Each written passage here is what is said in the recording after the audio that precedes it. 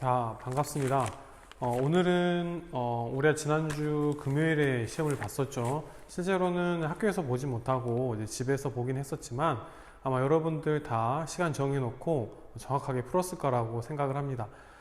이 시간에는 우리가 지난주에 봤던 시험들이 어떤 문제들이 나왔는지 한번 살펴보도록 하겠습니다. 선생님도 풀어봤었는데 그 전 교육과정에 나와 있는 문제들에 비하면 어느 정도 풀기 좀 수월하지 않았나. 많이 긴장한 학생들도 있었겠지만 실제로 그 긴장한 만큼의 난이도는 나오지 않았던 것 같고, 아마 조금 꾸준히 복습한 학생들, 그 다음에 연습했던 학생들은 아마 다 풀 수 있지 않았을까 생각이 듭니다. 한번 이 시간에 같이 한번 우리가 1번부터 20번까지 한번 살펴보도록 합시다. 자, 먼저 1번. 다음은 세 가지 반응이다. 자, 가에서 다 중 발열 반응만을 이제 있는 대로 고르라고 했습니다. 이제 어떤 게 발열 반응인지, 어떤 게 발열 반응인지 이제 고르란 얘긴데. 자, 먼저 첫 번째, 화석연료의 연소 반응. 화석연료라 하면 석탄, 석유 이런 것들이 있겠죠. 당연히 이런 화석연료의 연소 반응은 우리가 발열 반응이라고 할 수 있습니다. 그럼 두 번째, 냉각팩에서의 질산 암모늄의 융해 반응. 자, 냉각팩이라는 것 자체에 힌트가 좀 있죠. 냉각은 뭐냐면 주변의 온도를 뺏어가지고 열을 흡수해서 주변의 온도를 낮추는 역할을 하는 걸 말합니다. 그래서 이 나에서는 발열 반응이 아니라 흡열 반응이다. 이렇게 우리가 판단할 수 있겠고, 마지막으로 묽은 황산과 수산화칼륨 수용액의 중화 반응. 자, 중화 반응하면 우리가 뭐라고 했죠? 열이 발생한다고 했었죠? 따라서 이 중화 반응도 발열 반응. 이렇게 우리가 얘기할 수 있겠습니다. 따라서 가에서 다 중 발열 반응만을 있는 대로 고른 것은 가와 다. 4번이 답이 되겠습니다. 어렵지 않게 풀 수 있죠. 우리가 이제 흡열, 발열 이런 것들을 이제 구별하는 것들. 그러니까 많은 예를 알고 있느냐? 그런 것들도 물어보는 문제가 되겠습니다. 자, 그럼 이제 2번 한번 보도록 하겠습니다. 자, 그림은 탄소화합물 가에서 다의 분자 모형을 나타낸 것이다. 첫 번째 가는 지금 딱 보면 탄소 하나에 수소가 4개 있는 메테인 CH4, CH4를 나타내고 있는 것이고, 다의 경우에는 탄소 2개. 자, 탄화수소인 줄 알았는데 여기 지금 산소가 붙어 있는 걸 봐서 얘는 OH가 붙어 있는 알코올이다. 탄소 2개짜리 알코올인 에탄올을 말하고 있는 거죠. 그래서 뭐 C2H5OH라고 해도 되고, 그냥 이대로 보면은 이렇게 CH3, CH2OH.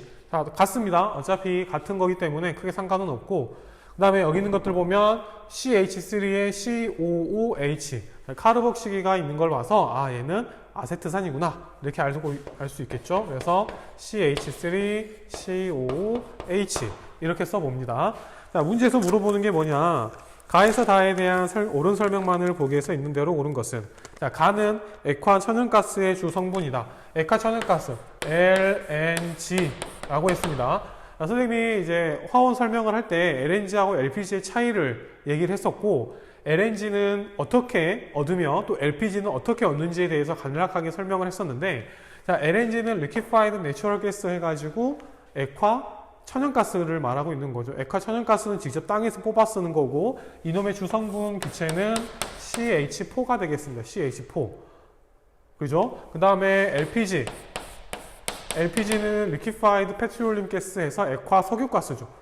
말에서 보다시피, 이렇게 이름에서 알 수 있다시피 석유에서 분별 중류를 통해서 얻어낼 수가 있는 겁니다. 그래서 이 녀석들의 주 성분은 C3H8, 그 다음에 C4H10, 우리가 알고 있는 프로페인, 그 다음에 뷰테인을 말하고 있는 겁니다.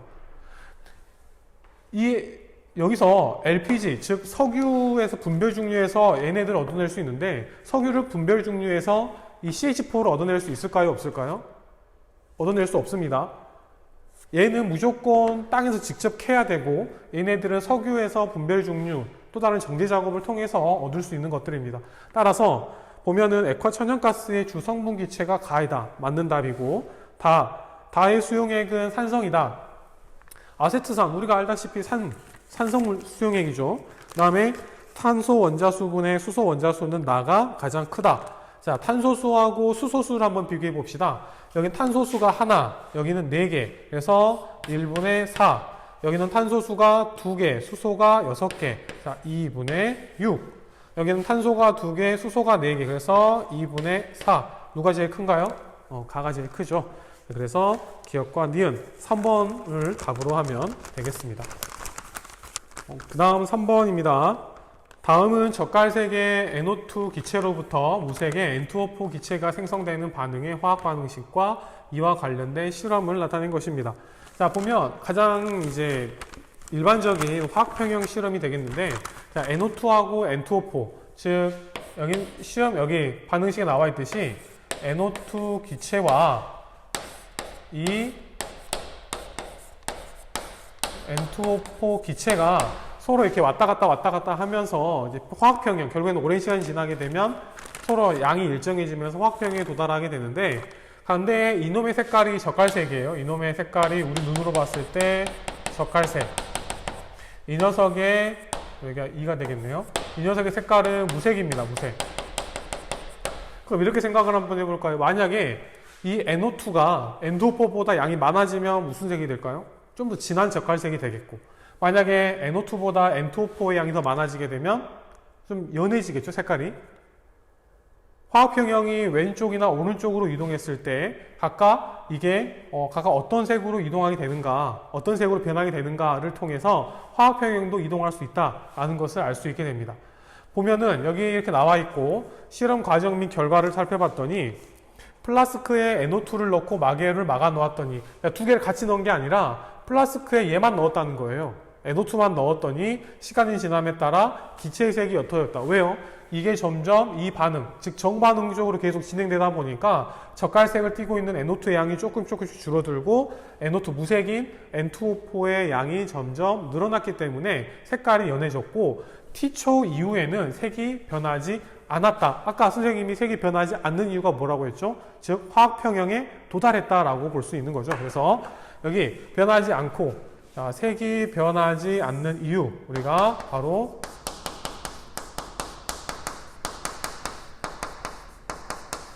화학평형에 도달했다, 이렇게 볼 수가 있는 거겠죠. 자, 그럼 여기까지 우리가 보기를 통해서 옳은 것을 한번 골라보도록 합시다. 단 온도는 일정하다. 자, 온도가 일정하면 이제 이 상태 계속 유지가 된다는 말이니까, 자, 보기를 보면 반응 시작 후 T초까지는 전체 기체 분자 수가 증가한다. 자, 이걸 어떻게 보냐면 처음엔 얘밖에 없었는데 얘가 점차 이렇게 N2O4로 이제 정반응 쪽으로 이제 반응이 진행이 되면 NO2가 두 개가 반응해서 N2O4 한 개가 만들어지는 거잖아요. 그럼 두 개가 없어지고 한 개가 생겨나는 거니까 반응이 진행되면 기체 분자 수는 점점 줄어든다. 이렇게 볼 수 있겠죠. 그럼 만약에 반대로 이 오른쪽에서 왼쪽으로 가면 기체 분자 수가 어떻게 됩니까?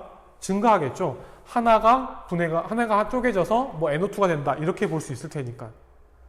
자, 그래서 기억은 이제 분자 수가 증가하는 게 아니라 두 개 반응할 때 한 개 생성되는 그런 반응이기 때문에 기체 분자 수는 감소한다가 맞는 답이 되겠고, 니은 T초 이후에는 N2O4 기체 분자 수가 변하지 않는다. 그렇죠.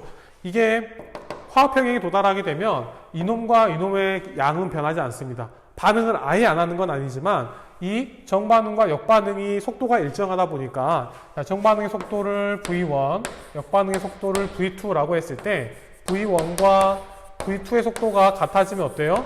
이 녀석이 우리 눈에 육안으로 아무런 변화가 없는 것처럼 보입니다. 그래서 기체 분자 수는 변하지 않는다. 그죠? 실제로는 어떻게 보면 반응하기 때문에 변한다고 해야 된다요? 라고 물어볼 수 있겠지만 실제로 계속 일정하게 유지가 됩니다. 왜? 값만큼 다시 되돌아오기 때문에 일정하게 유지가 된다, 이렇게 생각을 하면 되겠고요. 디귿, T초 이후에는 정반응이 일어나지 않는다. 자, 디귿에서 물어보는 건 화학평형에 대해서 물어보는 겁니다. 화학평형을 제대로 이해하고 있는 것인가? 우리 눈에 양이 일정해졌기 때문에 더 이상 반응이 끝났다라고 보는 것인가? 아니면은 일정해진 게 정반응과 역반응이 속도가 일정해져서 같아져서 양이 일정한 건지, 이거를 이제 제대로 이해하고 있는가를 물어보고 있는 겁니다. 그래서 일어나지 않는다가 아니라 일어나죠. 정반응도 일어나고 역반응도 일어나고, 단지 그 속도가 같을 뿐이죠. 그래서 답은 2번으로 답을 하면 되겠습니다. 4번 볼까요? 표는 이주기 바닥상태 원자 X, Y의 전자 배치에 대한 자료이다. X하고 Y가 있는데 전자가 들어있는 오비탈의 수가 N, X는 N, Y는 N 플러스 홀전자 수가 2개, 각각 2개씩 있다고 했습니다. 자, 여기서 먼저 이주기라고 이제 제한을 둔 다음에 그 안에서 이제 원소를 고르라는 얘기인데, 이거는 좀 외웠으면 좋겠어요. 같은 주기에서 홀전자 수가 어떻게 진행이 되어 가는가 보면 1조, 2조, 13, 14, 15, 16, 17. 자, 같은 주기에서 홀전자 수는 1개, 0, 1, 2, 3, 2, 1 이렇게 진행이 됩니다. 그래서 어차피 2주기, 3주기 다 똑같이 이 홀전자 수가 같기 때문에 이 같은 주기에서 홀전자가 이렇게 1, 0, 1, 2, 3, 2, 1 이렇게 진행이 된다는 걸 기억을 하면 같은 주기에서 홀전자가 2개는 여기밖에 없잖아요. 14족과 16족 2개밖에 없는 거예요. 2족이 14족하고 16족이 누구냐? 바로 탄소와 산소를 가리키고 있고, 전자가 들어있는 오비탈의 수가 1개가 더 많은 건 누가 더 많아요? 산소가 더 많죠. 질소까지 이제 계속 전자가 채워진 오비탈의 수가 조금 증가하다가 질소, 산소, 플로린 어때요? 이게 훈태 규칙을 만족하기 위해서 이것들이 이제 쌍을 이루지 않다가 이제 여기서부터 쌍을 이루는 거기 때문에 이게 전자가 채워진 오비탈의 수가 질소, 산소, 플로린은 각각 같아지게 됩니다. 그래서 여기 있는 하나가 더 적은 녀석이 지금 탄소가 되고요. 탄소. 여기 있는 하나가 더 많은 녀석이 이제 산소. 이렇게 우리가 정하면 되겠습니다. 이거를 선택하는 시간이 되게 빨라야 됩니다. 왜냐하면 이 문제가 오래 걸릴 문제는 아니거든요.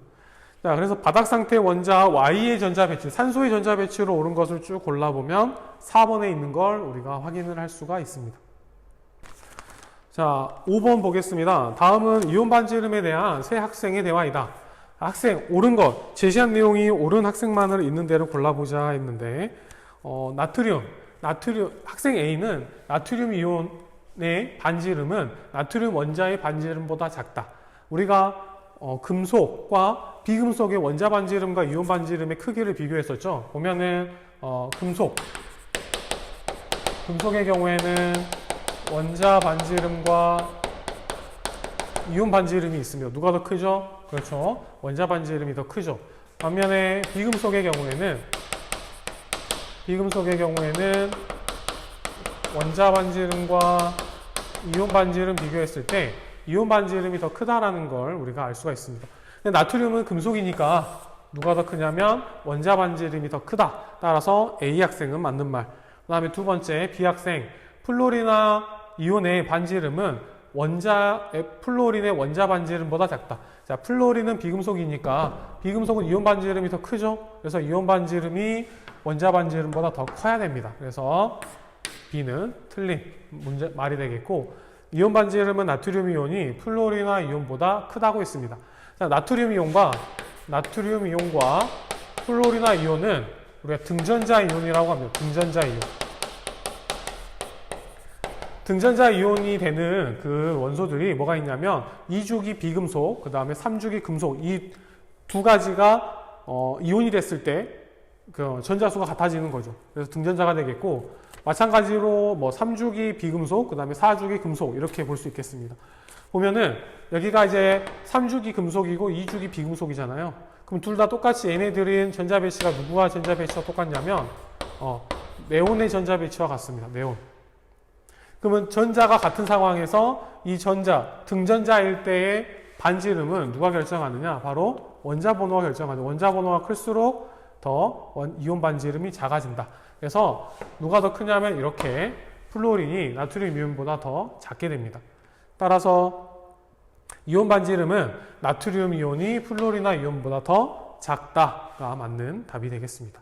따라서 맞는 세 학생의 대화 중에서 맞는 말을 한 학생은 이제 A 학생밖에 없겠죠. 그래서 답은 1번으로 하면 되겠습니다. 자, 6번 보겠습니다. 6번. 그림은 주기율표의 일부를 나타낸 것이다. 이에 대한 설명으로 옳은 것을 보기에서 있는 대로 골라봅시다. 자, 주기율표를 보게 되면 A, B, C, D 4개의 원소가 있는데 각각 이 원소가 어떤 원소를 의미하는지 살펴보면 2주기 1족이면 리튬, 자 2주기 14족이면 탄소, 자 2주기 16족이면 산소, 3주기 17족이면 염소를 가리키고 있습니다.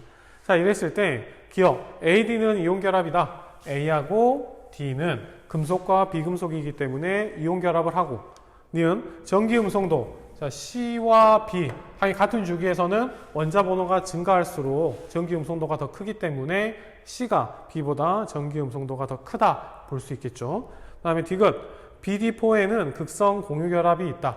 자 BD4 CCl4가 되겠습니다. CCl4. 자 근데 극성 공유 결합, 극성 분자, 무극성 분자를 물어보는 게 아니라 극성 공유 결합, 무극성 공유 결합을 물어보고 있습니다. 자, 극성 공유 결합은 서로 다른 원자끼리의 공유 결합이 있으면 되고, 무극성 공유 결합은 같은 원소끼리 결합을 하면 됩니다. 근데 여기 딱 봐도 탄소가 중심 원자이고 그 중심 원자의 염소가 4개, 염소 4개가 서로 공유 결합하고 있는 분자이기 때문에 극성 공유 결합을 하겠죠. 극성 공유 결합이 있겠죠. 그래서 디귿 맞게 되겠습니다. 따라서 기억, 니은, 디귿 5번이 답이 되겠습니다. 7번. 그림은 2, 3주기 원소 X에서 Z로 이루어진 세 가지 물질의 루이스 전자 점식을 나타낸 것이다. 원자 번호는 X, Y, G 순으로 나와 있습니다. 즉, X, Y, G 순으로 이제 원자 번호가 작아진다는 걸 의미하겠죠. 자, 먼저 봅시다. 여기 XA 플러스와 YA 마이너스, 즉, X와 Y가 지금 이제 이온 결합을 하고 있다. 1대1로 이온 결합을 하고 있다라는 걸 알려주고 있고, 자, 여기가 양이온이기 때문에 왠지 금속을 말하고 있고, Y는 이제 비금속을 말하고 있습니다. 서로 전자를 똑같은 수를 잃어버려서 양이온과 음이온이 된 건데, 자, 이것만 가지고는 우리가 어떤 원소인지 명확하게 알 수 없기 때문에, 자, 그 다음 거 넘어가 볼게요. 자, Y는 공유 결합을 하고 있네요. 봤을 때, 자, 여기는 공유 전자쌍이 두 쌍, 즉 이중 결합이 있습니다. 원소이면서, 분자인데 원소이면서 이중 결합하는 게 뭐가 있냐면, 산소 같은 게 있지 않을까? 그죠? 그래서 이렇게 하는 것, 그리고 여기 있는 이 공유 결합은 같은 전자수를 주거니 받거니 서로 공유해서 만들어진 결합이기 때문에 서로 같은 개수만큼 나눠 가지면은 실제 원자일 때의 전자 숫자를 알 수 있거든요. 그래서 여기를 이렇게 나누게 되면 이 왼편에 있는 Y 원자 6개, 오른편에 Y원자 6개, 즉 원자가 전자가 6개인 원소를 말합니다. 그래서 원자가 전자가 6개인 건 16족이니까 2주기 16족, 3주기 16족이 되겠죠. 그래서 여기가 산소 또는 황을 가리키고 있는 겁니다. 근데 우리가 알다시피 왠지 산소일 확률이 높죠. 황 이중결, S2는 잘 보지 못했잖아요. 또 황은 또 특이해서 S2로 존재하기보다는 뭐 S나 뭐 다른 걸로 존재하고, 산소가 이제 O2로 존재하는 걸 알기 때문에 많이 해본 사람은 아마 이쪽으로 조금 더 무게를 두고 풀지 않았나 생각이 듭니다. 그 다음에 여기를 한번 봅시다. 여기도 마찬가지로 공유 결합하고 있는 전자쌍을 서로 반반 나눠 봅시다. 자, 이렇게 반 나눠서 서로 가지고 있는 걸 따져보면 Y원자 6개, 그 다음에 G원자가 4개가 있습니다. 즉 원자가 전자가 4개라는 거죠. 그런데 여기 있는 게 이제 14족이 2개가 있잖아요. 탄소하고 규소, Si. 근데 규소는 이렇게 잘 하진 않습니다, 지금. 이게 만약에 황이고 이게 규소라고 한다면 Si, S2 이렇게 되잖아요. 근데 이걸 거의 보지 못했잖아요. 선생님도 본 적이 별로 없거든요. 거의 없다고 보는데, 따라서 이거 중심 원자가 탄소 아니면 규소인데, 그러면서 Y에 이중결합 있는 그런 분자가 뭐가 있을까? 딱 하면 뭐가 떠오르세요? 바로 CO2가 떠오르죠. 그래서 이거 CO2 말하는 거 아닌가. 그래서 여기 Z가 탄소, 여기가 O 이렇게 이제 생각을 하고 이제 문제를 풀게 됩니다. 뭐 이렇게 풀어도 틀린 건 아닙니다. 이렇게 말하고 있는 건데, 근데 이렇게 풀어도 되지만 결정적으로 이렇게 풀어야 되는 게 여기에 나와 있죠. 이 조건에 나와 있습니다. 보면은 Y하고 G의 어떤 원자 번호를 따져보면 Y가 G보다 더 원자 번호가 더 커요. 그럼 만약에 이 녀석이 Y가 황이라고 하고 이 녀석이 탄소나 규소 아무거나 된다고 해봅시다. 그렇죠? 그럼 여기가 이제 황이에요, 황. 그럼 여기가 황이겠죠, 황. 그럼 여기가 이제 황은 이제 16족이니까 E- 가 된다면 여기가 Mg가 되겠네요, 마그네슘. 그럼 mg하고 황하고 누가 더 원자 번호가 크죠? 황이 더 크잖아요. 그럼 이 조건을 만족하지 않기 때문에 N은 황이 아니라 산소가 됩니다. 산소. 그럼 이제 이게 산소죠. 산소. 그럼 만약에 G가 산소보다 더 원자 번호가 작아야 되니까 규소가 될 수 없습니다. 따라서 여기는 탄소가 되고, 그래서 Y는 산소, G는 탄소. 그럼 여전히 Y는 E-이기 때문에 여기가 E-이기 때문에 여기가 Mg E+가 되어야 정확하게 1대1로 결합을 하게 됩니다. 자, 그렇게 해서 이 원자번호 순서까지 다 맞게끔 했죠. 그래서 X가 마그네슘, Y가 산소, G가 탄소 이렇게 구할 수 있게 되는 겁니다. 그래서 보기에서 옳은 것을 모두 골라보면 A는 2입니다. 2. 그 다음에 니은 X에서 G 중 2주기 원소는 Y하고 G가 2주기 원소가 되겠죠. 디귿 원자간 원자수는 G가 4개, Y가 6개. 그래서 Y가 더 커야 됩니다. 그래서 원자간 원자수는 이제 순서가 비교가 반대가 됐죠. Y가 G보다 더 크다. 그래서 기억과 니은을 답으로 할 수 있겠습니다. 8번을 볼까요? 8번. 8번은 지금 오비탈이 2개가 나와 있습니다. 2개가. 딱 보니까 가는 무슨 오비탈? S 오비탈. 위에다가 S 오비탈. 그 다음에 여기 나는 P 오비탈이죠. R형이니까. 근데 이 R형이 이 오비탈이 어느 축을 품고 있냐면 Y축을 품고 있기 때문에 PY 오비탈입니다. PY 오비탈이고 그림은 바닥 상태 나트륨 원자에서 전자가 들어있는 오비탈 가나를 모형으로 나타낸 것이다. 나트륨은 전자를 배치했을 때 오비탈 어떤 오비탈까지 채워져 있냐면 3s까지 채워져 있죠. 3s의 한 개. 그럼 여기서 말하는 이 P는 몇 P일 확률이 커요? 그렇죠. 2P일 확률이 크죠. 2P일 확률. 그런데 여기는 S 오비탈은 1s일 수도 있고 2s일 수도 있고 3s일 수도 있습니다. 근데 문제에서 또 조건을 달았어요. 에너지 준위는 가가 나보다 크다. 2P보다 에너지 준위가 큰 거는 몇 S? 3s 오비탈. 그래서 얘가 3s 오비탈을 가리키고 있습니다. 이에 대한 옳은 설명만을 보기 위해서 모두 고른 것은 기억. 가와 나에 들어있는 전자의 주양자 수는 서로 같다. 자, 가는 3s, 주양자 수가 3이고 나는 2가 되겠습니다. 같지 않죠? 그래서 기억 틀렸고, 니은 오비탈에 들어있는 전자 수는 나가 가의 2배이다. 자, 오비탈에 들어있는 전자 수 2p 오비탈, 전자 배치를 다 해야 되겠지만 우리가 머릿속으로 쭈르륵 해보면 나트륨 같은 경우에는 쭉 1부터 2주기, 아니 주양자 수가 2인 오비탈은 전부 다 꽉 채워져 있고 3s에만 한 개 채워져 있습니다. 그러니까 당연히 여기는 2py에는 몇 개 채워져 있습니까? 2개 채워져 있어야 되겠고 3s에는 한 개 채워져 있어야겠죠. 따라서 오비탈에 들어있는 전자 수는 나가 가의 2배이다. 여긴 2개, 1개. 그래서 맞게 되겠습니다. 디귿 가에 들어있는 전자의 부양자 수는 1이다. 자, 우리가 예전에는 이런 것들을 부양자수, 주양자수, 자기양자수 이런 것들을 따로 하진 않았지만 이제 교육과정이 바뀌면서 각각의 용어들에 대한 의미를 좀 물어보긴 합니다. 이것도 마찬가지로 그와 관련된 문제인데, 자, 보면 주양자수 n이라고 하고, 그 다음에 부양자수 l, 그 다음에 자기양자수. 자, 이렇게 씁니다. 자, 주양자수는 말 그대로 앞에서 나와 있는 큰 껍질이라고 보면 되겠어요. 첫 번째 껍질, 두 번째 껍질, 세 번째 껍질 이런 의미를 지니고 있다면, 자, 부양자수는 오비탈의 종류를 말하고 있습니다. 오비탈의 종류.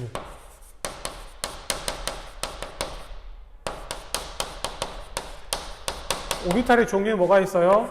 S오비탈, P오비탈, D오비탈, 그 다음에 F오비탈 이렇게 있죠.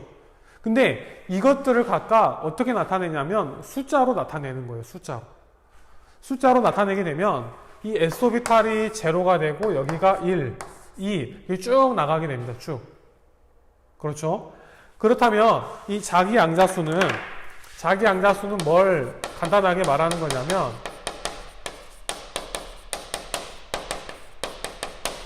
오비탈의 방향을 말하는 거예요. S오비탈은 방향이 있어요? 없어요? 없죠. 방향성이 없습니다. 그래서 하나에서 0. 이게 하나밖에 없죠. 그 다음에 P오비탈은 방향이 몇 개 있어요? X, Y, Z 해서 3개가 있죠. 그래서 이거를 세 개를 묶어서 마이너스 1, 0, 플러스 1 이렇게 표현합니다. 이게 p 오비탈의 자기항자수가 될 거예요. 그 다음에 d 오비탈은 몇 개 있어요? 5개가 있어요. 그래서 보면은 끊고 해서 마이너스 2, 마이너스 1, 0, 플러스 1, 플러스 1 이렇게 있습니다. 5개. 하나, 둘, 셋, 넷, 5. 근데 잘 보면 어떤 규칙성이 있냐면 이 자기항자수는 이 각각의 부양자수의 플러스 마이너스, 즉 0은 기본으로 갖고 있는 상황, 항상 가운데 끼어 있는 상황에서 이 값에다가 플러스 마이너스, 플러스 마이너스, 플러스 마이너스에서 하면 이 자기양자수 값이 나오게 돼요. 그렇죠? 근데 이제 문제에서 물어보고 있는 게 부양자수, 오비탈의 종류에 대해서 물어보고 있으니까 지금 가에 들어있는 전자의 부양자수, 가에 들어있는 전자는 어디에 들어있습니까? s오비탈에 들어있죠. s오비탈의 부양자수는 0이 됩니다. 0.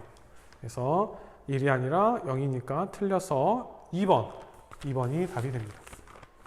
그 다음 9번 보겠습니다. 그림은 분자 x2가 자연계에 존재하는 비율을 나타낸 것이다.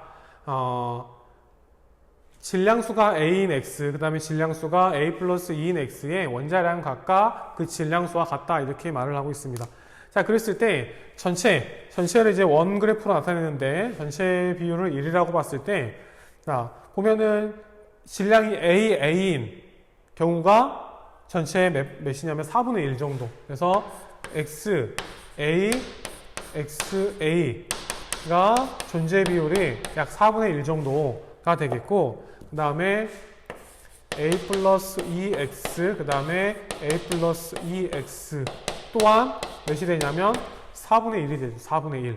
그 다음에 여기 a 플러스 2x가 이번에는 2분의 1이 됩니다. 2분의 1. 자, 이거는 정말 고전적인 문제예요. 예전에 그 교육과정 바뀌기 전에도 많이 나왔던 건데 이제 그림만 좀 바뀐 겁니다. 그 전에는 보통 막대 그래프로 나왔어요. 막대 그래프로 나와서 4분의 1, 2분의 1, 4분의 1 이렇게 표시를 했었거든요. 근데 그것보다 갑자기 원그래프로 바뀌니까 이게 뭐지? 하는 당황스러움이 있을 수 있는데 어차피 그거와 똑같은 문제입니다. 똑같은 문제. 그래서 같이 한번 우리 접근을 한번 해보면, 자, 이 녀석의 존재, 자연계 A, 질량이 A인 녀석을 우리가 만약에 뭐라고 해보냐면 존재 비율을 M이라고 해봅시다. M. 그렇죠? 그 다음에 질량수가 A 플러스 2인 녀석의 존재 비율을 N이라고 한번 해봅시다. N. 자, 그랬을 때 이 A2가 나오려면 이 두 개가 곱해가지고 4분의 1이 나와야 되니까 이 값은 M 곱하기 M 해서 4분의 1이 나와야 됩니다. 또 이 경우는 N 곱하기 N 이렇게 해야지 또 나오게 됩니다.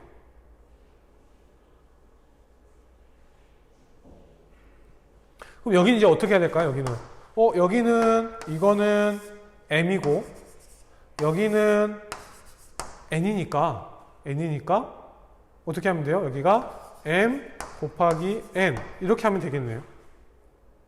자, 근데 여기서 항상 조심해야 될 게 항상 이 부분이 말이 안 되기 때문에 지금은 이걸 모른다면 어려운 문제가 될 수가 있는데, 자, 이렇게 이걸 딱 고정시킨 x를 고정시킨 상황에서 이렇게 한번 볼 수 있겠죠?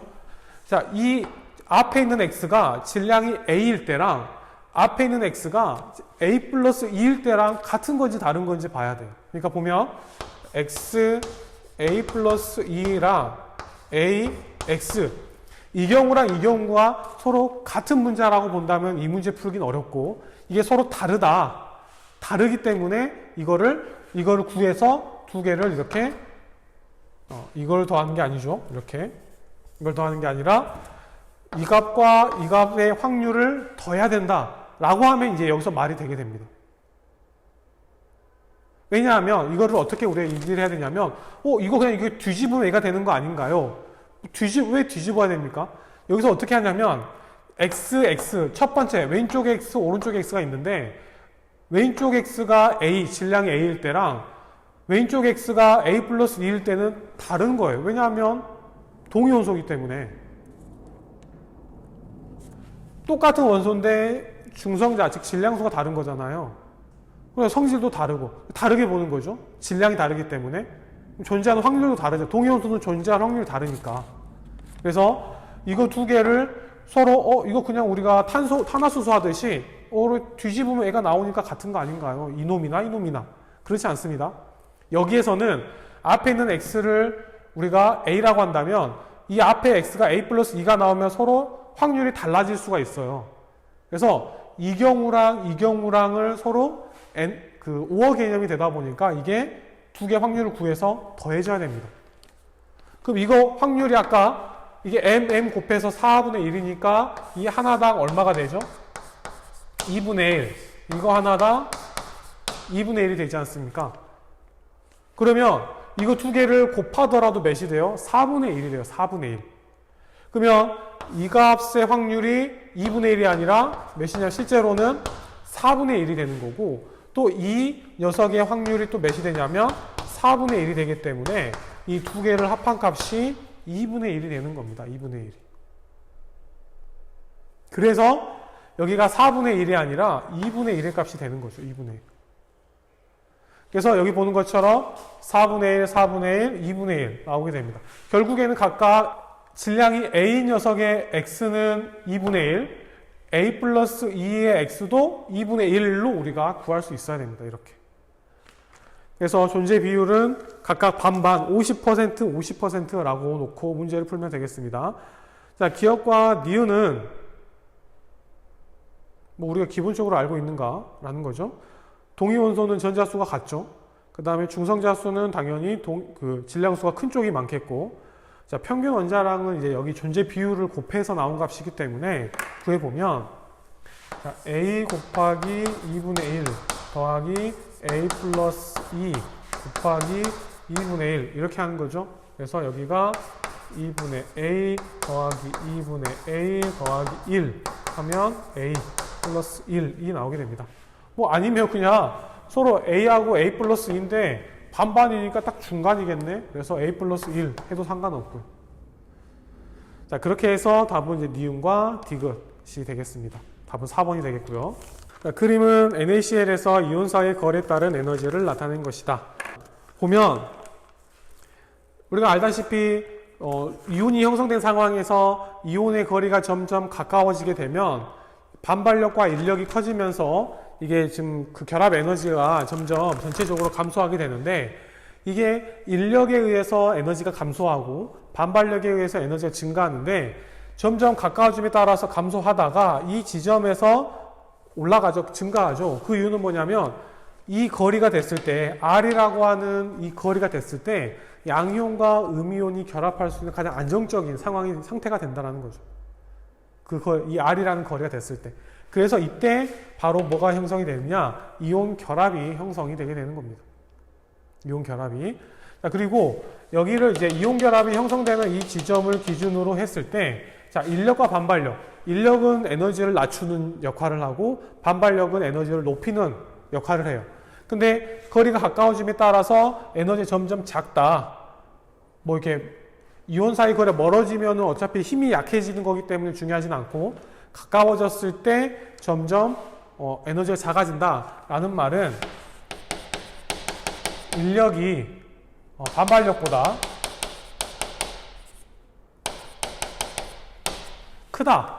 근데 크다라는 표현보다는 우세하다라는 표현을 쓰고 싶은 게 왜 그러냐면, 이게 정확하게 인력의 반발력의 크기를, 거리를 우리가 모르기 때문에 정확하게 알 수가 없어요. 그래서 왜냐하면 반발력은 전자들에 의한 거고 인력은 전자와 핵과의 관계이기 때문에 정확하게 누가 더 크다 작다 이런 걸 알 수 없고, 단지 이렇게 거리가 가까워짐에 따라서 이렇게 에너지가 작아진다는 말은 인력이 좀 더 반발력보다 우세하기 때문에 이렇게 에너지가 작아지게 된다. 그럼 반대로 이렇게 이 이온 결합 거리보다 짧아지게 되면은 당연히 에너지가 급격하게 증가하죠. 그래서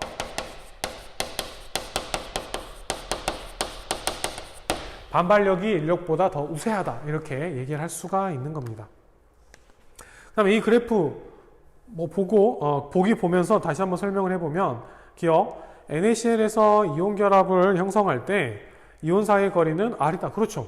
여기 에너지가 가장 작은 지점이 이온결합이 형성되는 지점이니까 R이 이온결합 거리가 되겠고, 니은 이온 사이의 거리가 R일 때 나트륨 이온과 염화이온 사이의 반발력이 작용하지 않는다가 아니라 반발력은 항상 작용을 하고 있습니다. 근데 인력과 반발력이 같이 있다 보니까 누가 더 센지 누가 더 우세한지 그거에 따른 차이만 있을 뿐이지 인력과 반발력은 항상 있어요.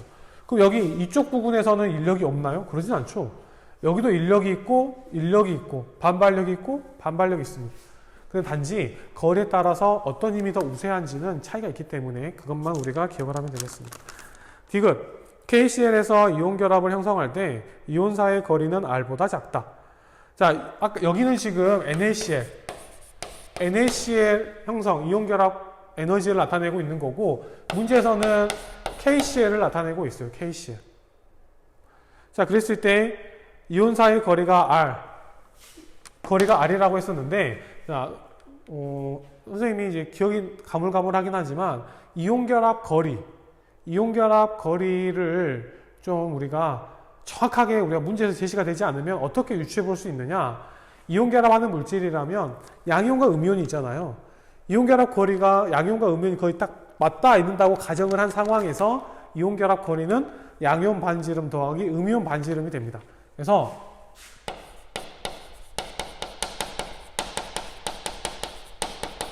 이온결합 거리는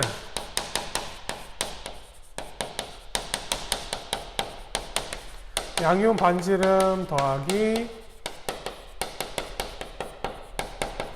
음이온 반지름 이렇게 구할 수 있어요. 그러니까 이렇게 구하는 거가 아니라 크기를 이제 비교할 수 있다는 거죠. 이런 식으로.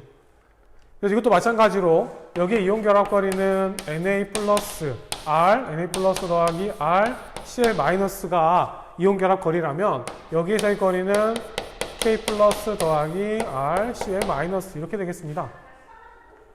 그러면은 어떻게 되냐? 지금 여기 음이온의 반지름은 서로 같죠. 여기는 어차피 공통이기 때문에 생각하지 않고 양이온의 반지름이 누가 더 큰지만 보면 됩니다. 칼륨이 나트륨보다 주기가 한 주기가 더 크기 때문에 당연히 껍질수가 많아서 반지름이 더 크다.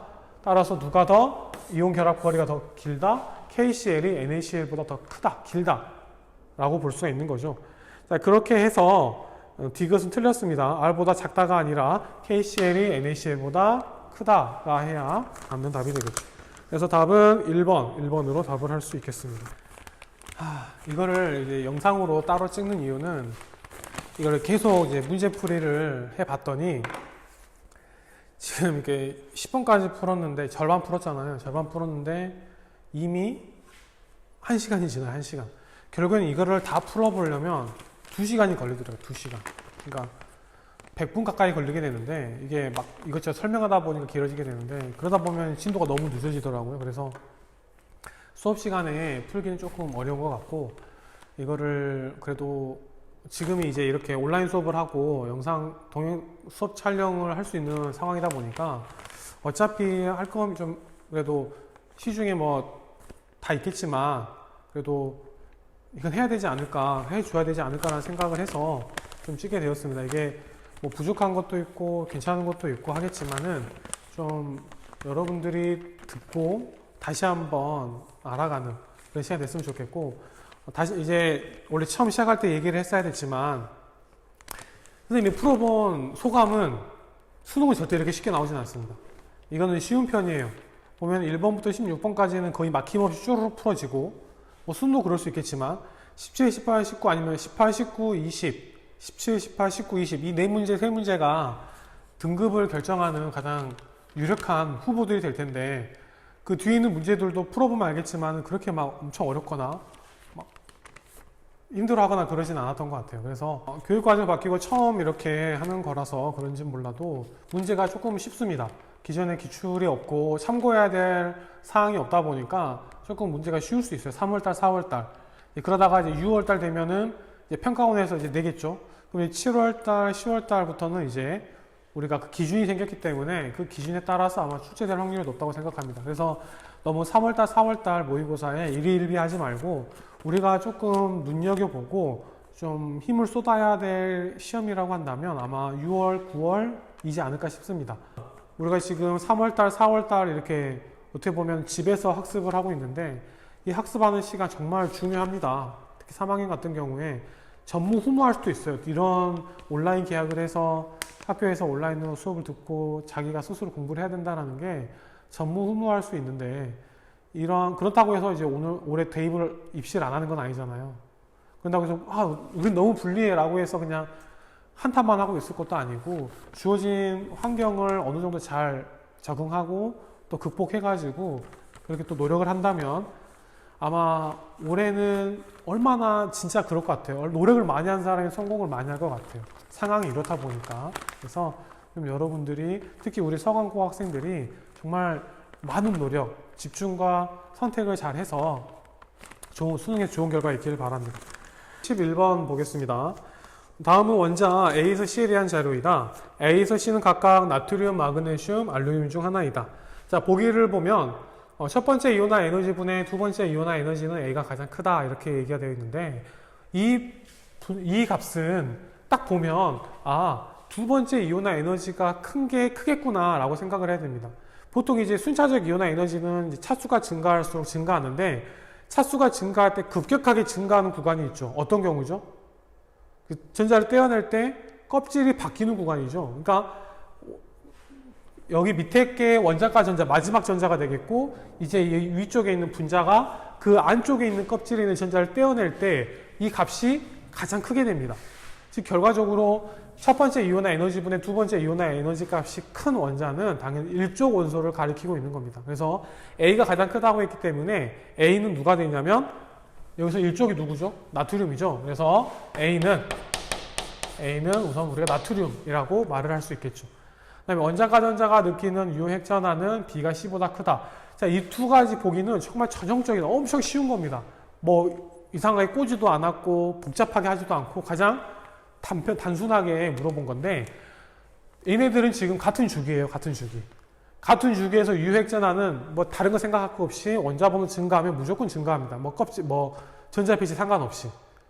그렇기 때문에 B가 C보다 크다는 말은 마그네슘과 알루미늄 봤을 때 B가 알루미늄이고 C가 마그네슘이라는 걸 알 수 있습니다. 그래서 B가 알루미늄, C가 마그네슘을 말하고 있는 거죠.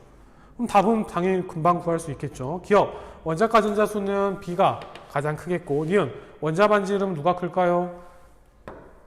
증가할수록 작아지기 때문에 A가 C보다 크고 자, 1 이온화 에너지 이것도 설마 이것 때문에 틀리진 않았겠지만 이거는 정말 과거 선배들이 많이 틀렸고 그런 문제로 인해서 불과 몇 년 전 선배들은 전혀 틀리지 않았어요. 왜냐하면 이거 문제가 나오면 뻔히 보이기 때문에. 근데 이제 또 한동안 공부 안 하다가 본 학생들은 이게 뭔가 긴가민가 할 수도 있는데 우리가 첫 번째 이온화 에너지에서는 예외적인 부분들이 한 두 군데 있었습니다. 같은 주기에서 2족과 13족, 15족과 16족. 근데 여기가 지금 2족과 13족이 중간에 껴있잖아요. 그래서 나트륨이 제일 작고 그 다음에 마그네슘, 알루미늄 순으로 쭉 증가하는 게 아니라 나트륨, 알루미늄, 마그네슘 순이 됩니다. 그래서 여기다 적어보면 이온화 에너지는 나트륨이 제일 작고 순서대로 마그네슘이 아니라 알루미늄, 그 다음에 마그네슘 순이 이렇게 되는 거죠. 그래서 여기가 A, B, C가 이렇게 됩니다. 그래서 첫 번째 이온화 에너지는 C가 B보다 크다. 맞는 답이 되겠네요. 기억, 니은, 디귿 모두 다 맞다고 할 수 있겠습니다. 12번 표는 물질 가에서 다에 대한 자료이다. 가에서 다는 각각 구리, 설탕, 염화칼슘 중 하나이다. 자, 구리, 금속, 설탕,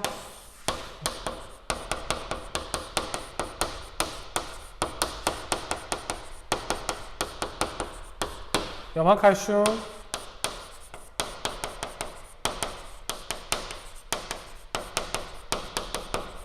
자, 이온 결합 물질 이렇게 나와 있죠. 그래서 봐보면 대표적인 거예요. 금속, 그 다음에 분자 결정, 이온 결정 해가지고 나와 있는데 금속은 액체나 고체나 다 전류가 통합니다. 그래서 보면은 고체 상태, 액체 상태 다 전기 전도성이 있는 다는 바로 구리, 금속인 구리가 되겠고, 그 다음에 설탕 같은 경우에는 중성 분자이기 때문에 뭐 액체가 되든 고체이든지 간에 전류가 흐르진 않아요. 그래서 둘 다 흐르지 않는 경우가 설탕. 그 다음에 고체에서는 흐르진 않지만 액체 상태에서는 흐르는 그런 녀석을 우리가 전해질이라고 하죠. 원래는 이게 액체가 아니라 수용액인데 액체도 마찬가지로 이제 녹으면은 양이온과 음이온이 서로 떨어져 나가니까 전류가 흐를 수 있습니다. 그래서 여기가 염화 칼슘. 염화 칼슘이 됩니다. 그래서 뭐 고르면 옳은 걸 골라보면 기억 가는 설탕이다. 그 다음에 나는 수용액 상태에서 전기전도성이 당연히 있고요. 전해질이니까. 디귿, 다는 금속 결합 물질이다. 맞습니다. 그래서 기억, 니은, 디귿, 15도 맞게 됩니다. 자, 13번 한번 볼까요? 다음은 황을 다이크로뮴산 칼륨 수용액에 넣었을 때 나타나는 산화 환원 반응의 화학 반응식이다 나와 있습니다. 자, 이거는 이제 외우지 않았기 때문에 문제에서 제시가 됐어요. 중요한 건 A, B, C, D 개수 구하는 게 중요한데 일반적인 화학 반응식이라면 우리가 반응 전에, 그러니까 반응물을 구성하고 있는 원소의 종류와 개수, 생성물을 구성하고 있는 원소의 종류와 개수를 일치시켜주면 됩니다. 그거를 뭐 일일이 해봐도 되고, 뭐 미정계수법을 써도 되고 하지만, 이 산화 환원 반응에서는 그것뿐만 아니라 플러스해서 산화수의 증가까지 같이 우리가 고려를 해줘야 됩니다. 그래서 산화 환원, 산화수가 증가하고 감소하는데, 항상 우리가 산화 환원 반응의 특징이 뭐가 있냐면 산화 환원은 동시에 일어난다. 그리고 산화수를 가지고 산화 환원을 정의를 했으면 산화수가 증가하는 값과 산화수가 감소하는 이 값이 항상 같아야 한다라는 것을 말하고 있죠. 그걸 가지고 이제 우리가 문제를 풀어 나가야 됩니다. 자, 먼저 우리가 문제를 좀 쉽게 풀기 위해서 산화수를 먼저 구해 보도록 하겠는데, 자, 알다시피 우리가 산화수 구하는 규칙 다 알고 있죠. 따로 여기다 적진 않겠습니다. 모르는 학생들 한번 찾아보세요. 이거 풀려면 기본적인 내용이 되어야 되니까. 자, 산소는 마이너스 2, 칼륨은 플러스 1. 그러면 크롬은 몇이죠? 여기가 마이너스 14, 여기가 플러스 2 하니까 플러스 12가 되죠. 근데 두 개 있으니까 여기가 플러스 6 이렇게 되겠고, 여기는 마이너스 2, 플러스 1. 여긴 원소니까 제로겠네요. 그 다음에 여기는 플러스 1, 마이너스 2, 플러스 1. 여기는 마이너스 2, 마이너스 6, 여기는 플러스 6 되려면 플러스 3. 자, 여기는 마이너스 2, 플러스 4 이렇게 있습니다. 자, 여기서 누가 산화되고 누가 환원되는지 한번 살펴보면 산화수 증가하는 걸 찾아보면 황이 증가합니다. 여기 황. 여기서 0에서 4로 이렇게 산화수가 증가합니다. 산화수 4 증가. 여기서 증가하는 4는 원소 하나가 증가했을 때 값입니다. 그런데 여기서 몇 개가 증가했나요? 여기 3개네요. 그래서 여기다 곱하기 3을 하면 총 12가 증가하게 됩니다. 이제 산화수 감소하는 걸 찾아보겠습니다. 산화수 감소하는 건 여기 크로뮴이 플러스 6에서 플러스 3으로 한 3만큼 감소했네요. 3만큼.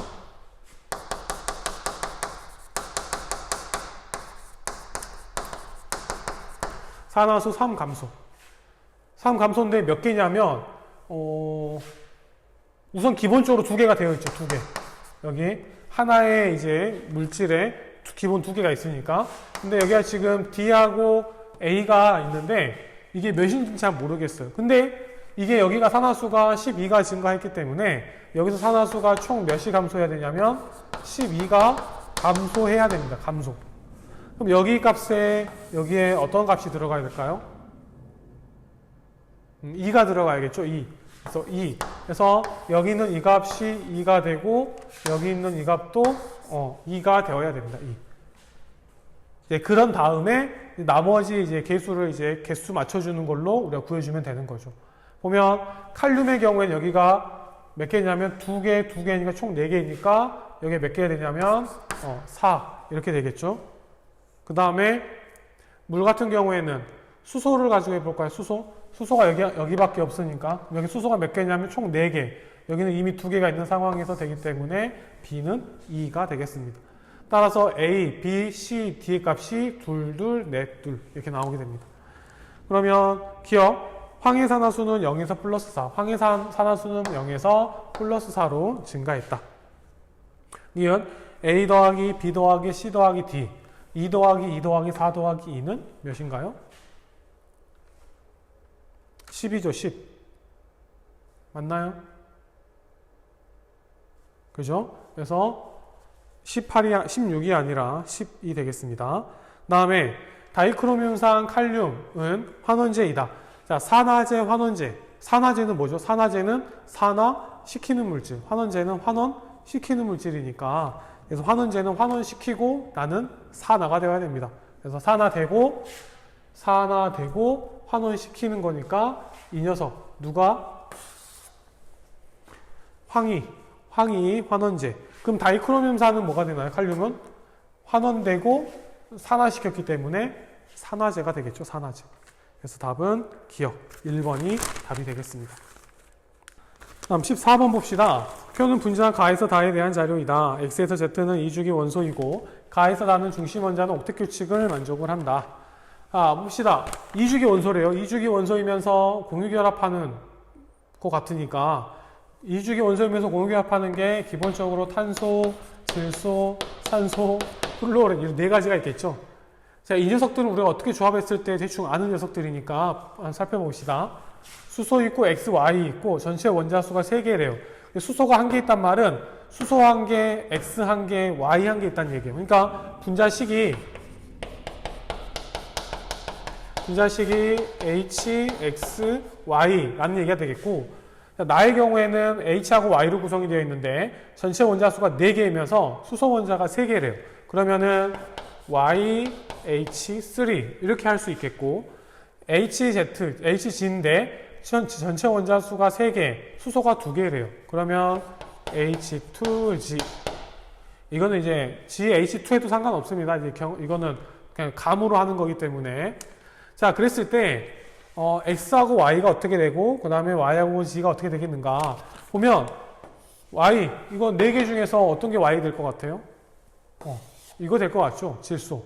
그래서 이거는 왠지 NH3를 가리키고 있고 H2G 산소겠죠? 그래서 이 녀석은 H2O가 되겠습니다. 자, 그러면 X하고 Y인데 Y가 N이니까 Y는 N이니까 X는 뭐가 될까요? A일까요? A일까요? 플루오린은 수소와 같이 결합을 1개밖에 할 수 없습니다. 근데 분명히 이 Y가 질소라고 했는데 질소가 이렇게 있고 그 다음에 수소가 이렇게 있으면 수소도 1개밖에 못하고 플루오린도 하나밖에 못합니다. 근데 질소는 몇 개 해야 돼요? 3개 해야 되잖아요. 말이 안 된다는 거죠. 그래서 만약에 여기 X가 플루오린이라고 한다면 당연히 중심에 낄 수 없기 때문에 Y가 중심에 와야 되고 수소하고 X가 가장자리에 있어야 되는데 아까처럼 이렇게 될 수는 없다는 거잖아요. 그렇기 때문에 X는 플루오린이 아니다. 그럼 얘가 아니면 당연히 얘밖에 없으니까 우리가 알다시피 얘는 HCN 이렇게 할 수 있는 거죠. 따라서 X는 탄소, Y는 질소, 그 다음에 G는 산소 이렇게 구할 수 있는 겁니다. 기억에서 비공유 전자쌍 수분의 공유 전자쌍의 수가 1보다 큰 것은 2가지이다. 자, 여기 비공유 전자쌍 얘는 HCN 이렇게 있고 여기는 N, H 이렇게 그 다음에 여기는 H 그래서 공유 전자쌍의 수가 더 많은 게 여기 4개, 2개, 1개, 여기는 3개, 1개니까 자, 가와 나가 만족을 하겠죠. 가와 나가. 그래서 기억 맞겠고 니은 분자를 구성하는 모든 원자는 동일평면에 존재하는 것은 2가지이다. 자, 얘 직선이니까 동일평면, 얘는 삼각뿔이니까 아니고 얘는 구분형이니까 맞고 그래서 이거 아니고 2개. 가와 다가 되겠네요. 그래서 니은 맞았습니다. 디귿 가와 다는 모두 극성 분자이다. 가에서 다는 그렇죠? 극성이 되겠습니다. 왜 극성이 되는지는 굳이 설명하지 않아도 우리가 쌍기자 모멘트를 해보면 이게 쌍기자 모멘트의 합이 0이 되지 않기 때문에 다 극성 분자가 되는 거죠. 그래서 기억, 니은, 디귿이 답이 되겠습니다. 15번 보겠습니다. 그림은 포도당 수용의 가에서 다를 나타낸 것이다. 다음 포도당의 분자량은 180이고 수용액 온도는 일정하다 있습니다. 자, 그랬을 때 여기 가는 0.1몰 농도의 500ml, 0.2몰 농도의 200ml, 0.4몰 농도의 100ml가 있습니다. 자, 몰 농도하고 부피가 있으면 뭘 구할 수 있습니까? 몰 농도 곱하기 부피는 몰이 되겠죠. 몰수가. 그래서 이거 두 개를 곱하면 몇 몰 있는지 알 수 있습니다. 0.1, 0.1 곱하기 0.5, 0.05몰. 왜 여기 500 안 하고 0.5 하나요? 이렇게 물어보면 안 되겠죠. 왜냐하면 몰 농도를 구할 때 부피는 리터 단위로 하기 때문에 리터로 바꾸어서 계산을 해야 됩니다. 여기는 0.2 곱하기 0.2, 0.04몰. 여기는 0.4 곱하기 0.1 해서 0.4몰. 이렇게 있습니다. 자, 그랬을 때 가에 녹아있는 포도당의 질량은 9g입니다. 자, 포도당 0.05몰에 해당되는 질량 0.05 곱하기 180 하면 9가 나오죠. 그래서 기억 맞겠고, 니은 수용액에 녹아있는 포도당 양은 나와 다가 같다. 0.04, 0.04, 0.04 이렇게 갖게 되겠습니다. 디귿 나와 다를 혼합한 후에 증류수를 가해 전체 부피를 500ml로 만든 수용액의 몰 농도는 0.08이다. 이렇게 혼합을 한다라는 문제 가끔 나오게 되는데, 중요한 건 몰 농도는 어떻게 구하죠? 몰 농도는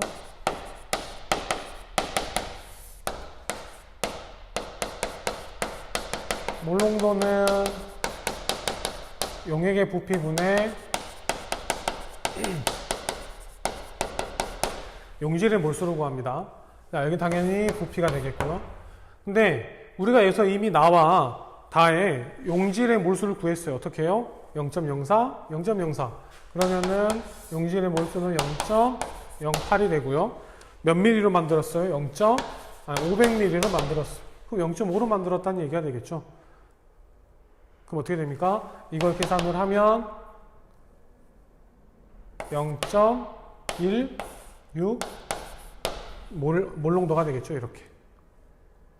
그래서 0.08이 아니라 0.16 몰 농도가 되겠습니다.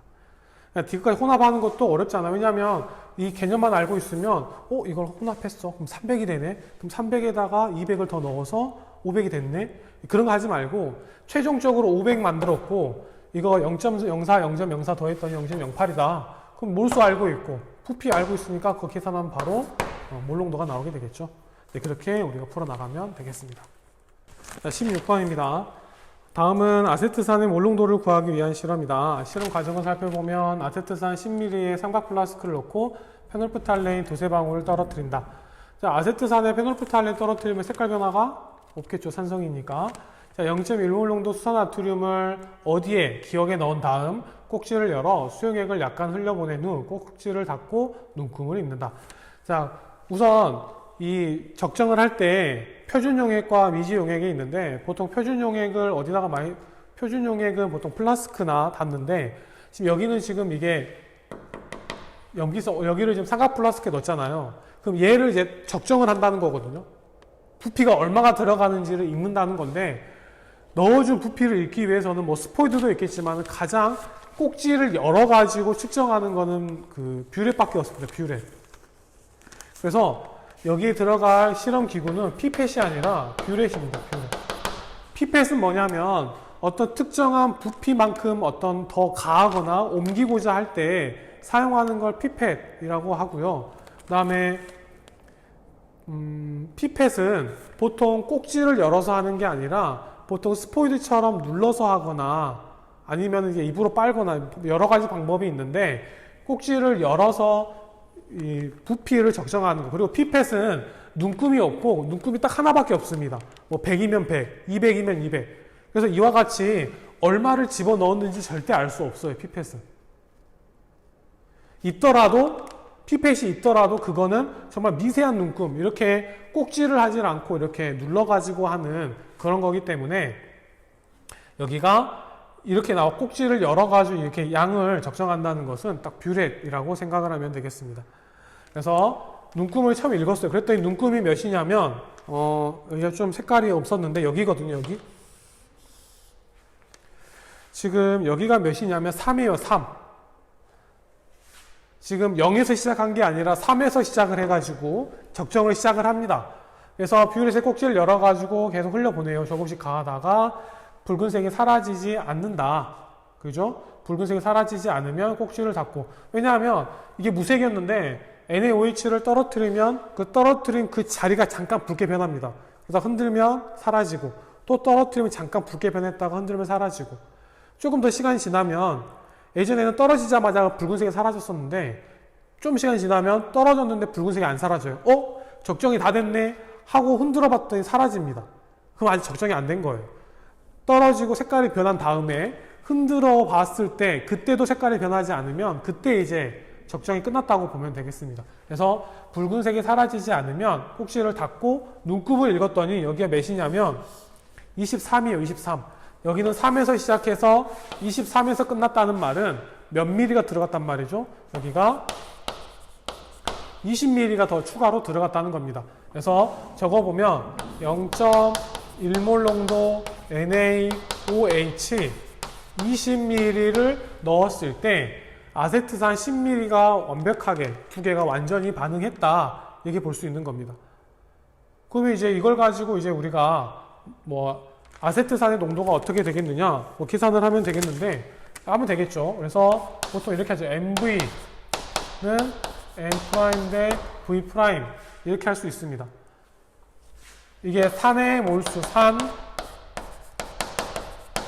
염기 해서 풀어나간다면 자, 염기의 몰수는 몇이 되나요? 염기의 몰수, NaOH의 몰수는 0.1 곱하기 0.02 그래서 0.002몰. 그러면 아세트산도 0.002몰이 있어야 돼요. 근데 이제 아세트산은 몇 밀리 있었냐면 CH3, COOH가 10ml 있었어요. 10ml. 얘는 0.01이니까 곱하기 X 했을 때 0.002가 나오려면 이 X 값이 몇이 나와야 되냐면 0.2 몰이 되어야 됩니다. 몰이 아니라 몰농도가 되어야죠. 이렇게. 그래서 니은에서 기억은 이 피펫이 아니라 뷰렛이 들어가야 되고 니은 아세트산의 몰농도는 0.2몰 농도이다. 그렇죠. 여기서 구하는 것처럼 0.2몰 농도가 되어야 되겠고 다에서 생성된 물의 양은 0.002몰이다.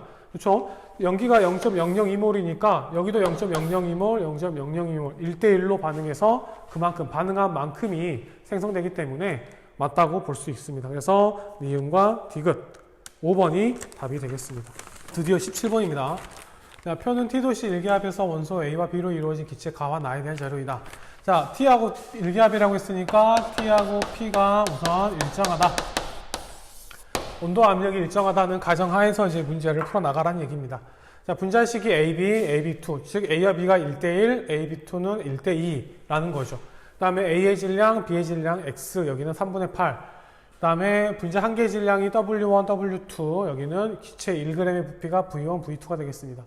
자, 먼저 이 분자식을 통해서 우리가 뭘 알 수 있냐면 이 분자의 A와 B의 원자 숫자, 결합할 때 원자 숫자를 알 수 있습니다. 여기는 이제 가는 여기 안 나왔기 때문에 알 수 없고 이제 이거 나를 가지고 우리가 한번 풀어보면 A, 즉 원자 원자 수가 A 대 B가 1대2가 되겠죠? A 원자 하나당 B 원자 두 개가 결합을 했으니까. 자, 그랬을 때 A와 B의 질량비. 질량이 A 대 B는 3대 8이 됩니다. 자, 이렇게 좀 순서가 좀 바뀌어가지고 어려울 수 있는데, 자, 질량을 위로 쓰고 원자를 아래로 써가지고 어떻게 하냐면, 나눠보면 질량을 원자수, 몰수로 나누면 뭐가 나오나요? 원자량이 나오죠, 원자량. 그래서 A 대 B. 그래서 1분의 3 대 2분의 8 하게 되면 3 대 4가 나오게 됩니다. 아, 원자량이 A와 B의 원자량이 B가 각각 3 대 4가 나오는구나. 그러면 여기가 지금 1대 1이니까 질량 B는 원자량 B가 똑같겠네요. 그래서 여기는 3분의 4가 나오게 되겠습니다. 그래서 기억은 X는 3분의 4가 맞게 되겠고, 그다음에 V1분의 V2는 W1분의 W2이다 말하고 있는데, 자, 분자 한 개의 질량이 W1, W2, 기체 1g의 부피가 V1, V2 각각 하나가 이렇게 나와 있는데, 본다면 분자 한 개의 질량, 우리가 본다면 그냥 이 원자량 더해봅시다. 그냥 이게 원자량은 아니지만 이에 비례한다고 생각하고 해보면 이 W1은 각각 한 개씩 있기 때문에 한 7 정도가 되고요. 나는 어떻게 A 하나에 B 두 개니까 여기 하나에 B 두 개니까 3하고 8, 11이 되겠죠. 11. 자, 1g의 부피는 어떻게 되나요? 1g의 부피? 부피는 몰수에 비례하잖아요. 몰수에. 그래서 질량 나누기 분자량을 하게 되면 몰수가 나오게 되고 그거가 이제 부피로 이제 비례하게 되기 때문에 봐보면 1 나누기 7, 1 나누기 11 하게 됩니다. 따라서 부피비는 질량비는 7대 11이라면 부피비는 11대 7이 돼요. 11대 7. 근데 여기 보게 되면 V1분의 V2는 W1분의 W2 비례한다고 나와 있죠. 이거 두 개는 서로 반비례하는데 여기 비례한다고 나와 있기 때문에 니은은 틀렸습니다. 디귿 T도시 일기압에서 기체 1몰의 부피. 자, 말 한번 잘 볼게요. 기체 1몰의 부피. 부피가 지금 W1 곱하기 NA 곱하기 V1 이거냐 맞냐 물어보고 있어요. 그냥 우리가 무턱대고 기체 1몰의 부피를 구하려고 하지 말고 지금 이거를 어떻게 이게 뭘 의미하는지를 해석을 다시 반대로 이렇게 이게 이렇게 해석이 되는지 한번 살펴봐야 돼요. 안 그러면 기체 1몰의 부피 여기서 이제 찾아가지고 이걸 유도한다는 게 쉽지 않으니까 조금 더 시간을 절약하기 위해서는 여기는 이 녀석의 의미하는 바가 무엇인지를 우리가 빠르게 캐치할 필요가 있습니다. 자, 보면 V1이 뭐냐면 1g의 부피예요. 1g의 부피. 자, 우선 이게 부피네요. 1g의 부피. 1g의 부피. 자, 부피는 남겨두고 1g을 좀 기체 1몰로 바꾸고 싶어요. 그러면은 이 녀석을 뭘로 바꾸려면 질량을 우선 뭘로 바꾸냐면 뭘로 바꿀 수도 있고 왠지 여기는 이제 NA가 곱해져 있는 거 봐서 여기가 먼저 개수를 한 다음에 이 개수를 뭘로 바꾸는 작업을 하지 않을까 생각도 좀 해봅니다. 자, 이거를 단위로 한번 해볼게요. 자, W1이 한 개당 질량이니까 질량 한 개 이렇게 되겠죠? 그 다음에 곱하기 A는 뭔가요?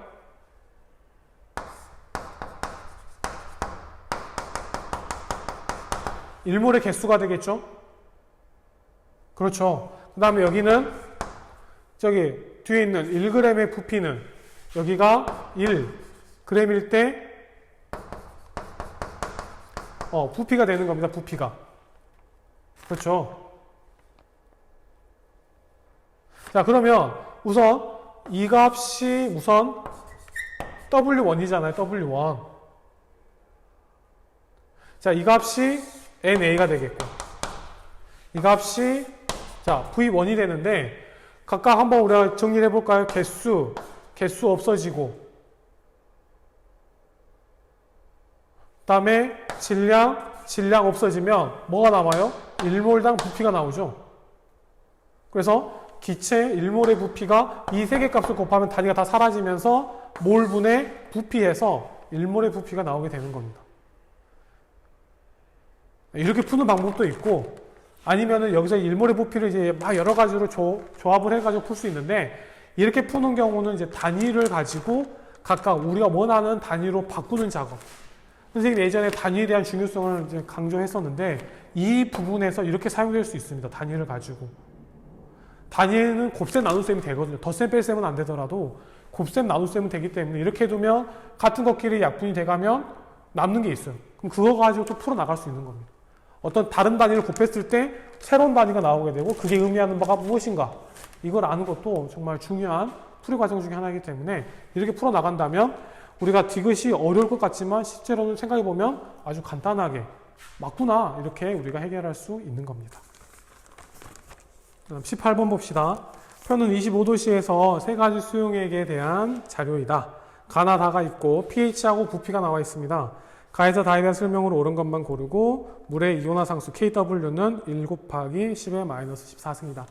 자, 자, 이거 산과 염기에 대한 내용인데 pH는 우리가 예전에 다루지 않았지만 여기서 지금 다루고 있죠. pH를 어떻게 구한다고 했죠?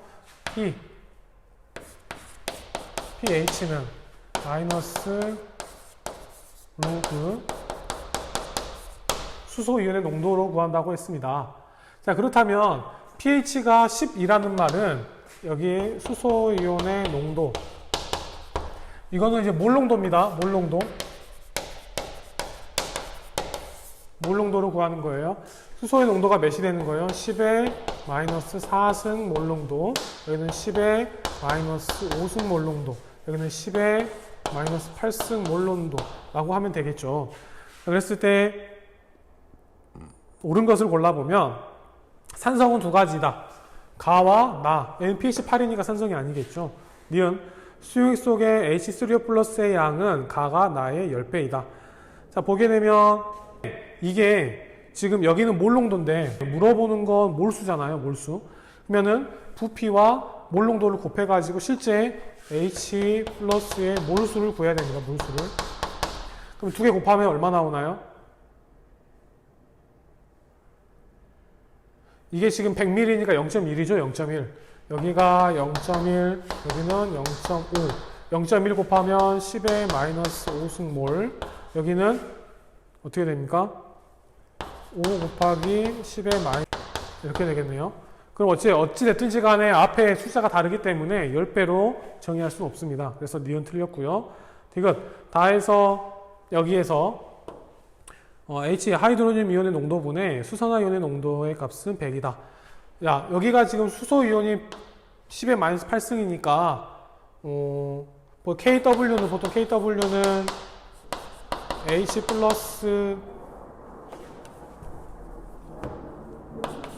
H3O 플러스 곱하기 OH 마이너스로 구하니까 이 값이 10의 마이너스 8승이라면 여기가 10의 마이너스 6승이 되겠네요. 그래서 10의 마이너스 8, 10의 마이너스 6, 땡, 마이너스 2 해서 100이 나오게 됩니다. 100. 그래서 기억과 디귿이 맞는 답이 되겠네요. 자, 표는 HCl과 NaOH의 부피를 달리하여 반응시켰을 때 혼합용의 가에서 다에 대한 자료이다. 자, 각각 가나 다에 이렇게 HCl과 NaOH를 이렇게 혼합을 시켜가지고 용액의 액성, 전체 음이온수를 말하고 있습니다. 자, 보게 되면 힌트가 뭐냐면 용액의 액성, 그 다음에 음이온수를 말하고 있는 거죠. 자, 산성이라는 말은 여기가 수소이온이 남았다는 말이 되겠고, 염기성이라는 말은 수소이온이 모두 다 반응해서 없어졌다는 말이 되겠습니다. 그런데 그래서 지금 음이온수가 나와 있기 때문에 우리가 수소이온에 어떤 집중을 하기보다는 여기서 수산화이온에 대해서 한번 생각을 해보면, 산성이라는 말은 수산화이온이 모두 다 반응했다는 말이 되겠고, 염기성이라는 말은 수소이온이 어느 정도 남아있다라는 말이 되겠죠. 그 말인 즉슨 여기는 이제 이 두 개 혼합했을 때 존재할 수 있는 음이온은 염화이온과 수산화이온이 되겠는데, 여기는 수산화이온이 없기 때문에 여기는 오로지 뭐만 있다는 얘기입니까? 그렇죠. 염화이온만 있다는 얘기입니다. 염화이온만. 그러면 여기 HCl 80ml에 염화이온이 몇 개 있냐? 바로 여기가 2N 개 있다. 이렇게 볼 수 있는 거죠. 자, 그 다음에 근데 여기 30ml 때는 어느 정도 있는지 모르니까요. 자, 그렇다면 여기 80, 30, 40일 때 어떻게 되느냐? 이제 부피하고 개수는 이제 비례하기 때문에 여기가 4분의 3n, 4분의 3n. 절반이니까 n 이렇게 있겠죠. 그렇죠? 그런데 이제 여기는 염기성이다 보니까 자, Cl-랑 OH-가 같이 있게 됩니다. 근데 아까 저기서 얘는 반응하지 않는 거니까 여기 이 염화이온의 개수가 4분의 3n이면 수산화이온이 몇 개 있어야 되냐면 4분의 1n입니다. 그럼 여기가 4분의 1인가요? 아니요. 여기 남은 수산화이온은 이 수소이온과 반응하고 남은 거기 때문에 4분의 1이 남았다는 말은 이 4분의 3n 반응하고 4분의 1이 남았다는 거니까 최초에 들어왔던 건 여기가 몇 개가 되냐면 4분의 4n이 되겠죠. 4분의 4n. 마찬가지로 여기도 4분의 4n. 이렇게 나왔으면 이제 이 수산화 나트륨의 농도가 나왔기 때문에 가와 다를 다 구할 수 있습니다. 여기는 절반이 되기 때문에 여기는 2분의 1n, 여기는 2분의 1n, 그 다음에 여기는 2분의 3n, 2분의 3n 이렇게 되겠죠. 자, 그러면 여기도 한번 봐봅시다. 실제로 n이 되는가 보면은 여기 수산화이온 2분의 n, 여기 반응해서 2분의 n. 그러면은 여기 없어지니까 여기 염화이온만 남아있으니까 이 n은 오로지 순수한 염화이온의 개수다 볼 수 있겠네요. 그러면 수소이온이 남아있으니까 여기에 액성은 무슨 성이 된다? 산성이 된다. 기억, 동그라미 기억은 중성이다가 아니라 산성이다가 맞게 되겠고, 혼합전 용액의 몰농도는 NaOH가 HCl의 2배이다. 봐볼까요? 어떤 걸 비교해보면 좋을까요? 이걸 봅시다. 이렇게 30, 30 부피가 같은가 한번 봐보면 몇 배죠? 여기는 31대 4분의 3, 31대 2분의 3이니까 염화, 수산화 나트륨 2배가 더 크네요. 그래서 니은 맞게 되겠고, 디귿, 생성된 물 분자 수는 가가 다의 1.5배이다. 가에서는 물 분자가 몇 개, 작은 게 생성된 물 분자 양이니까 2분의 3개, 다는 2분의 n개, 몇 배 차이가 나죠? 3배 차이가 납니다. 3배. 그래서 디귿 틀렸습니다. 니은만 답이 되겠죠. 니은만. 19번 문제는 어떻게 모르겠어요. 그러니까 엄청이란 말을 쓰면 조금 이렇게 기분 나빠할 수도 있겠지만은 중화 반응에서의 양적 관계 문제에서 가장 기본적인 기본입니다. 이렇게 서로 주어진 자료를 통해서 각각의 농도를 알아가고 그 농도를 통해서 나머지 반응들의 그런 양적 관계를 비교하는 문제. 이거는 진짜 최대한 빨리 풀어야 되고 또 풀 수 있어야 됩니다. 자, 마지막 문제입니다. 마지막. 다음은 A기체와 B금속이 반응하여, B고체가 반응하여 C고체를 생성하는 화학 반응식입니다. 자, A와 B가 반응해서 C가 만들어지는 화학 반응식이 이와 같이 나와 있습니다. 자, 밑에 있는 조건을 읽어보면 V리터의 A기체가 들어있는 실린더에 B금속을 넣어 반응을 완결시켰을 때 넣어준 B의 양에 따른 반응 후 남은 A기체의 부피와 생성된 C의 양의 곱을 나타낸 것이다. 자, 이 문제가 조금 시간이 걸리거나 좀 까다롭다라고 느꼈던 부분은 아마 Y축 때문에 그런 것 같습니다. Y축의 단위가 단위로 나와 있는 게 아니라 곱으로 나와 있기 때문에 수능에서 좋아하는 유형이죠. 단위가 곱이나 나눗셈, 분수로 나와 있는 경우에는 이 관계를 서로 X축과 저 관계를 잘 따져봐야 되기 때문에 이게 잘못하면 실수할 수 있는 가장 실수하기 쉬운 문제이면서 어려운 문제라고 볼 수도 있겠습니다. 그런데 이것도 잘 생각을 해보면 아마 제 선생님 생각에는 20번이 그나마 제일 난이도 있는 문제다라고 생각을 했었는데 아마도 여러분들 다 풀 수 있었을 거라고 생각을 합니다. 자, 같이 한번 봅시다. 이 그래프를 한번 해석을 한번 해보면, 자, X축은 B의 양이에요. 넣어준 맨 처음에 A가 여기가 V리터만큼 있는 상황에서 B를 2몰, 4몰, 6몰 이렇게 넣어줬다는 겁니다. 근데 우리가 특정 온도와 압력이 조건이 나와 있지 않고 또 맨몰이라고 나와 있지 않기 때문에 그냥 여기를 선생님이 그냥 X몰이라고 할게요. 여기를 그냥 X몰이라고 가정해 봅시다. A기체 X몰의 부피가 Vml라고 했을 때 B를 2몰 넣었을 때, 4몰 넣었을 때, 6몰 넣었을 때 각각 Y값이 이렇게, 여기 X가 있네요. X가 있으니까, 그러면은 T라고 합시다. T몰. 각각 2몰, 4몰, 6몰을 넣어줬을 때 Y값이 나오는데, Y값을 잘 분석을 해야 됩니다. Y축의 단위가 반응 후 A의 부피 곱하기 C의 양이에요. 자, 이걸 잘 생각을 해야 되는데, A는 반응물이고, C는 생성물입니다. 그런다는 말은 A가 다 반응해서 사라지지 않는 한 이 Y값은 0이 될 수 없다는 거죠. 그죠?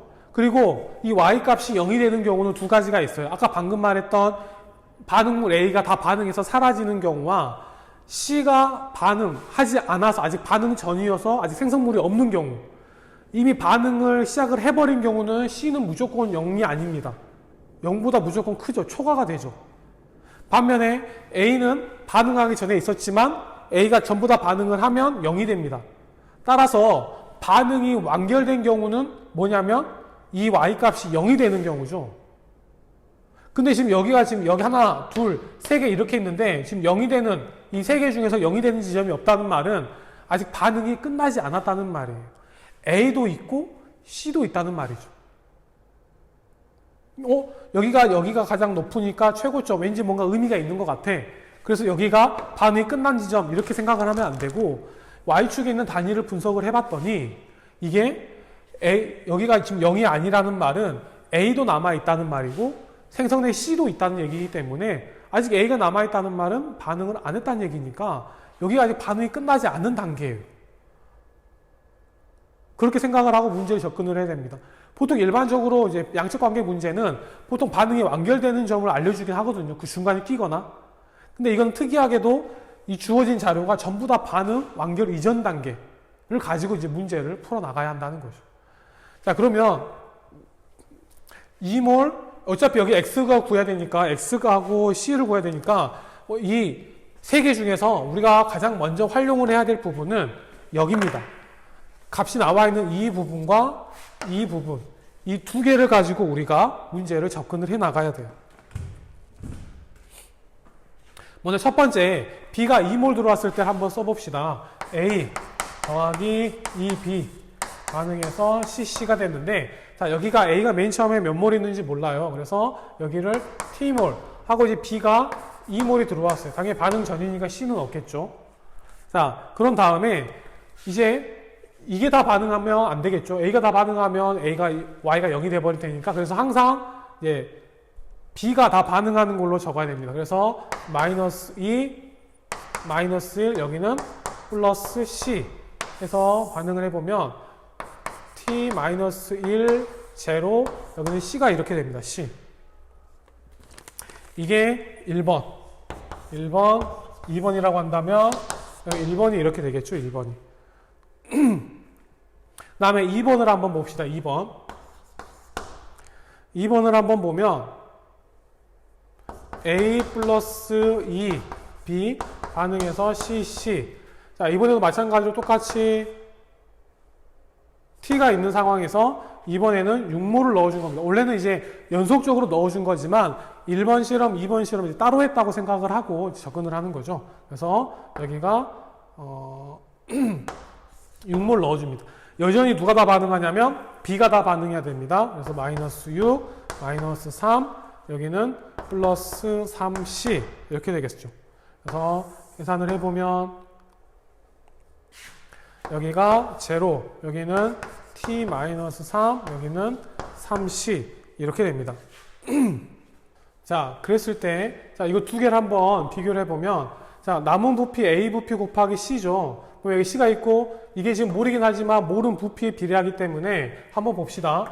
T 마이너스 1 곱하기 C 이 값과 여기에 있는 이 값이 서로 같다는 거예요. 그러면 이거 두 개를 곱해 봅시다. 또, 자, T 마이너스 3 곱하기 3C 이 값이 서로 어떻단 말이에요. 여기가 두 개가 2분의 3으로 서로 같다는 말이죠. 그래서 C를 이렇게 약분을 해주면 T 마이너스 1은 3, T 마이너스 3이 됩니다. 이렇게. 그래서 이거 풀어주면은 T 마이너스 1은 3T 마이너스 9가 되고, 넘기고 반대로 넘기면 2T는 8이 되어서 땡땡땡 T는 4가 됩니다. 4. 자, 4가 되는데 보면은 여기가 T몰이라고 했을 때 V ml였는데 이제 여기가 4몰일 때 V ml가 되는 거죠. 4몰일 때. 지금 여기가 T가 4가 들어간다면 이제 여기 값이 몇이 되냐면 3. 여기는 이제 1이 되겠죠. 그죠? 자, 그랬을 때 A가 3리터면 3몰이면은 부피가 어떻게 되나요? 여기가 4몰일 때 V였으니까 3몰이면 어떻게 되죠? 4분의 3배니까 여기가 4분의 3 V가 됩니다. 4분의 3V.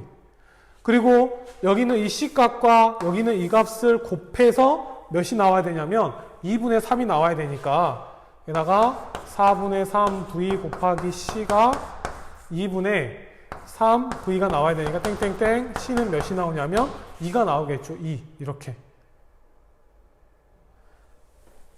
이렇게 해서 이렇게 나온 겁니다.